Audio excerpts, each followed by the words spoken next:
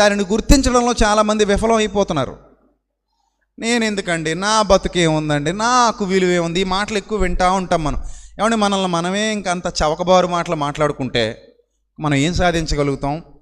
మనం ఏం గొప్పగా ఆలోచించగలుగుతాం? మీ ఆలోచనలే కదా మిమ్మల్ని గొప్పగా మార్చేవి. మిమ్మల్ని మీరే తగ్గించుకున్నంత చవకబారు మాటలు మీ గురించి మీరే మాట్లాడుకుంటే మీకు మీరే శత్రువులు. పక్కోళ్ళు ఎవరో మీకు శత్రువులు కాదు, మీకు మీరే శత్రువులు. అంటే మీ పట్ల ఉన్న దేవుని ప్రణాళికను మీరే ఏం చేస్తున్నారు? తగ్గించుకుంటున్నారు.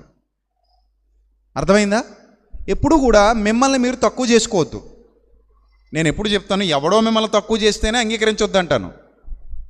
ఎవడో మిమ్మల్ని తక్కువగా మాట్లాడితేనే మీరు దాన్ని ఏం చేయకూడదు? అంగీకరించకూడదు. ఎందుకంటే ఈ భూమి మీద ప్రతి మానవుడు ఉన్నతుడే. ఎవరి స్థానం వాళ్ళది, ఎవరి గొప్పతనం వాళ్ళది, ఎవరి ఔన్నత్యం వాళ్ళది, ఎవరి విలువ వాళ్ళది.